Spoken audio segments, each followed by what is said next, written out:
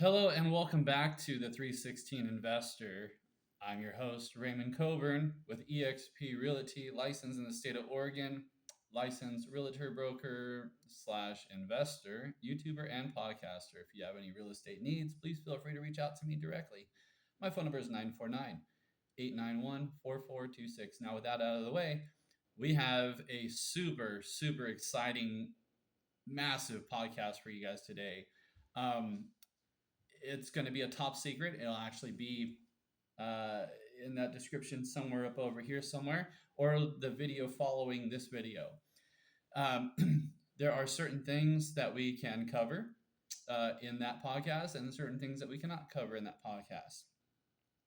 However, with respect to the members in that podcast, I will not be asking certain questions.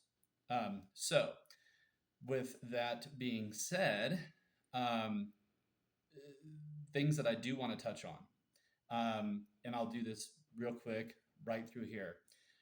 You may or may not have heard about the NAR lawsuit that happened with the Department of Justice and realtors nationwide in every state. It impacted a lot of realtors. Now, the lawsuit had basically stated along the lines, from what I understand, everybody has their own interpretations. Everybody's trying to tear this apart and give their own opinions about what they think it is.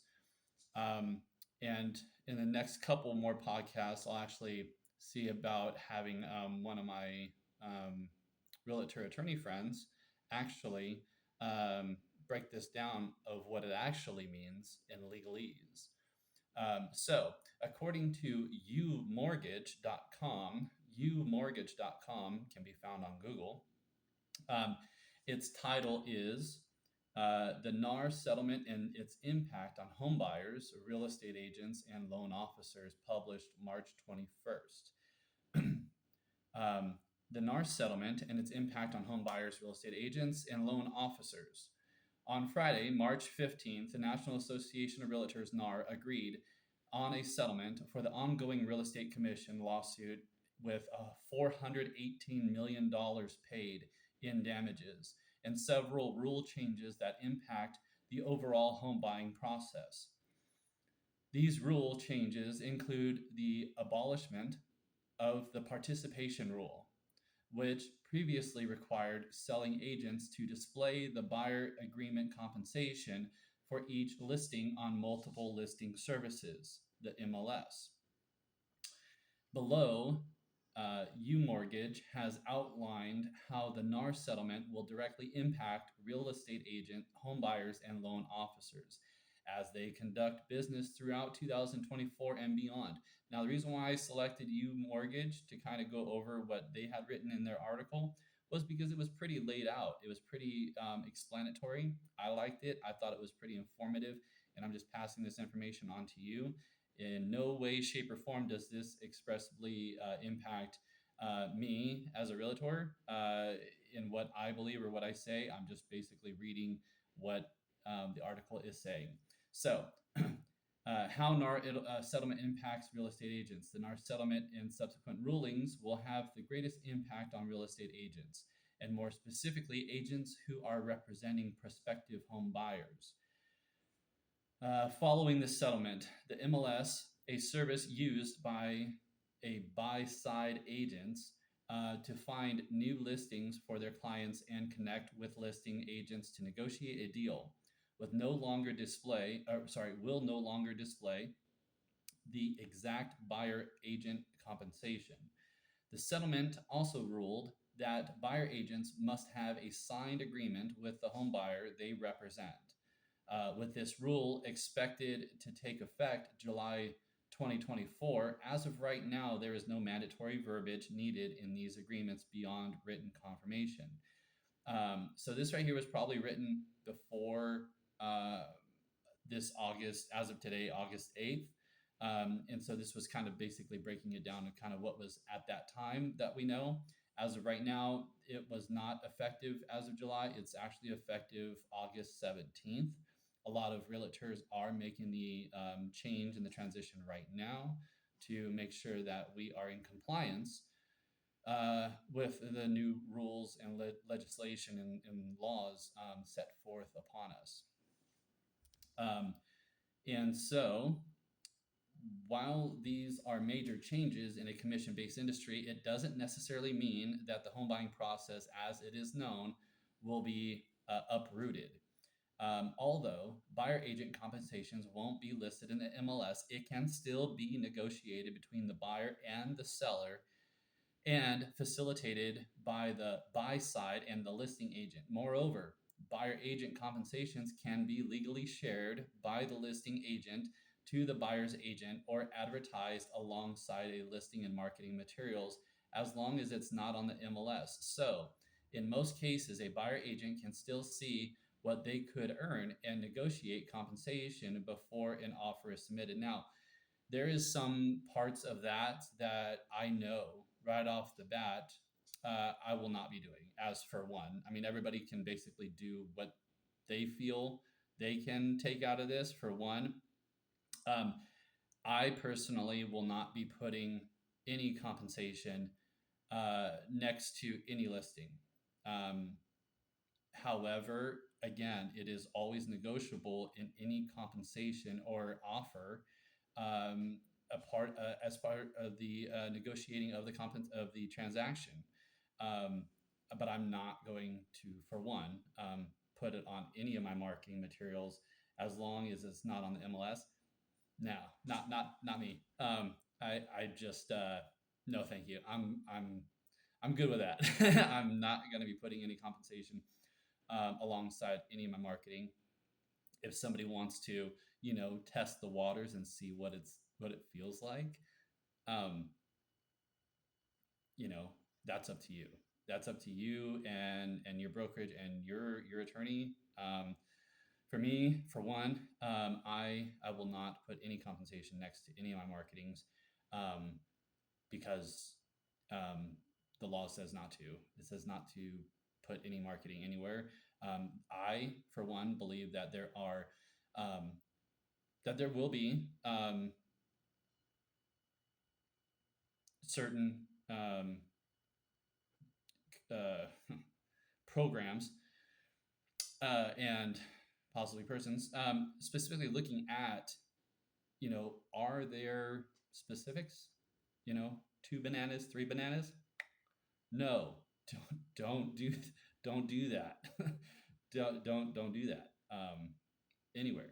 And specifically putting a specific percentage alongside of an advertisement, no, no, not at all. No, I mean, again, check with your doctor to see if that's good for you. But definitely not for me. So, the major change brought forth by the NAR settlement that prospective homebuyers will notice is the required agreement that they will sign before they start working with their real estate agent. The rule will go into effect in July 2024. I mean, its effectiveness is actually August 17th. It was postponed um, due to whatever reasons in the legal setting. These agreements will likely provide a comprehensive overview of the services provided by real estate agents, and upon signing, will confirm the buyer's commitment to work solely with their buyer side agreement um, in their process of buying a home, and that the agent will be compensated for brokering the purchase of the home.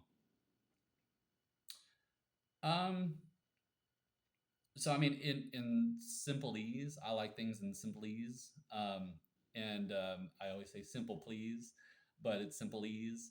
Um, is that as an agent, we are either hired by the seller or we are hired by the buyer. Both sides are super crucial when it comes to a professional at this level transaction.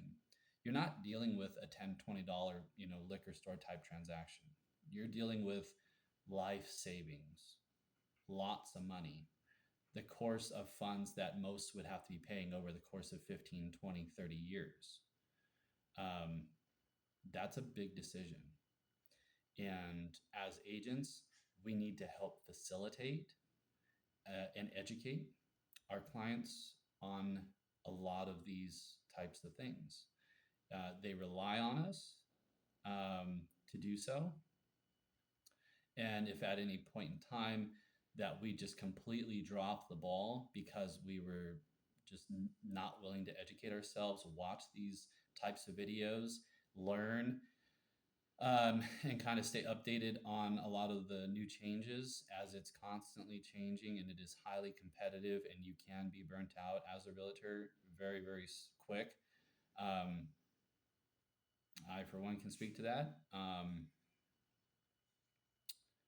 I would definitely say that you are, as an agent, you're either working for the buyer or the seller, or in some states, in the state of Oregon, we do have a dual agency representation.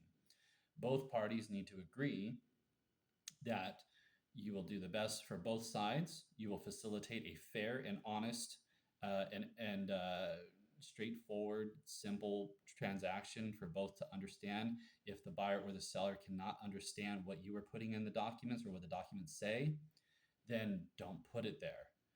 Put things in the documents that are easy for them to understand and that they are fully educated on and knowingly signing what they're signing. Um, it's really not that hard. I've gone over those conversations. I didn't really like it in the beginning, but once I started having a couple of the conversations, it started to feel more natural because, again, these are documents that we're helping them change and make a change for their life, from whether that be moving out of wherever they're moving from to something that they're going to have to stay in or not have to stay in. You know, there's obviously other investment options that I, for one, can cover, and a lot of other agents can cover as well too if they are in the know, um, such as like refinancing or 1031ing or renting out and buying another property and using that income as a DSCR loan, stuff like that. I mean, there's so many types of possibilities with real estate, and that's why it is a huge profitable investment in anybody's life, no matter where you're at. So, um, through this process of negotiating the buyer agent agreement, there is a greater room for negotiations on the terms in which an agent is paid. These options include payment via a fixed fee commission paid directly by the buyer, seller concessions, or a percentage of the listing agreement commissions. The latter of which is how buyer agents have historically been compensated. There is a speculation that this ruling, combined with a lack of seller paid agent compensations, could see the cost to buy a home fall, but that isn't necessarily true. In most cases, buyer and listing agent compensations is paid by the seller and billed to the listing price of the home. The supposed be the seller. And so suppose that a seller chooses not to pay the buyer's agent compensation, or listing agents opts against sharing their commission as part of the negotiations. In that case, buyers will instead have to pay out of pocket for the real estate agent's representation. This is expected to be an exemption, as selling agents need to provide incentives to generate interest in their listings, and that incentives have traditionally been through buyer agent representation or compensation. For many home buyers, and specifically and especially those buying for the first time, coming up with an extra cash to pay their agent's commission on top of what's needed for their down payment and or closing costs, this can be challenging. Following these rule changes, it's still possible for the buy side agent to be compensated through a seller paid commission that's been backed into the price of the home and paid as part of the mortgage. So there are some tips and tricks there that may or may not help first-time home buyers. Now, um, if you are a home seller. And let's say this is just for an example. Let's say I would represent you, right? And this is not a verbal contract. This is just an example um, for any and all. That if I represent you, let's say I represent you for X amount percent, because I'm not setting any percents here. Ha ha ha. And so if I was to set a certain percent, right? And I say, okay, this percent is for me. Now, however, when I'm marketing to the 15,000 other agents that are in my MLS, when I post this to the MLS, whatever MLS you have in your area, I'm also marketing to them. They will not show a property that they are not at least assuming that they're going to get some type of buyer agent commission. Now, the only difference is we cannot show it in that posting to the MLS, but it still has to be resignated. We have to have that conversation with you, the seller. So if we can assume or assure in some way that if a negotiation comes across that a buyer does offer or does request that we pay a buyer agent commission, would you, Mr. or Mrs. Seller, or whatever seller you want to choose to be, we can make sure that we are negotiating that buyer agent commission ahead of time. So that way there's no shocks when you get an offer. For instance, when you get an offer that says, hey, my client's wanting to buy your house, this is the amount, and then also in the conditions, X percent. What? They want me to pay that? No, no, no, I can't do that small amount. Okay. The buyer's gonna say, I'm not coming up with that percent. Sayonara, I'm off to the next house. Your house may not get sold. Your house may not get sold. Why is this important? Because ultimately you're listing your home to get it sold. You've hired a realtor to sell your home. If you are not working with a professional realtor to sell your home, there's a lot of issues you got to deal with. You've got to deal with scammers that say that they can buy your house within 10 to 15 days and close, all cash, high amount paid, and do a walkthrough in 3 to 5 days, yada, yada, yada. I mean, sometimes that'll work, but there is a formula to buying homes like that. And it's typically 60 to 65% below market value. Then they minus the repairs of what they believe will cost to get it done. Plus, they also take off their commission that they want, which is a whole set figure, whether that's 10, 15, 20, $30,000. And they leave you with crumbs for your house. And if you sign those documents and you're not aware of what you're signing, it may be an evaluation. No. Check with an attorney or hire a realtor, because the realtor will know what they are signing. They will know what the documents are. They will know what an offer is. If they get an offer over the phone, yeah, I want to buy your house for X amount of dollars, blah, blah, blah, blah, blah, blah. Okay, put it in writing. Give me the offer. It's that simple when you're working with a realtor. You get an offer, the realtor says, okay, great. We've shown you the house. You submitted an offer. You've made this offer with buyer agent commission. Now, the seller then has the option to say yes or no, or maybe so. Maybe so is, we'll offer you this amount for the listing. We'll sell it to you for this amount for the house.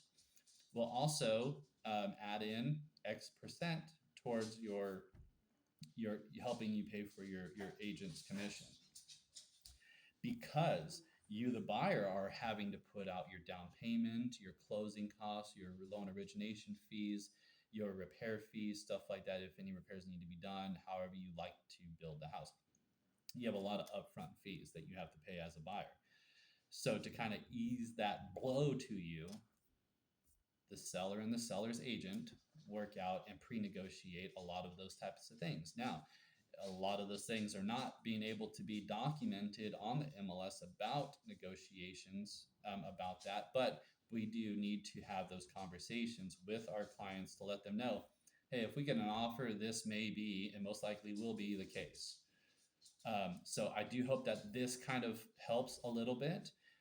As far as the seller side, those commissions, working and having those conversations with your sellers helps you in your marketing.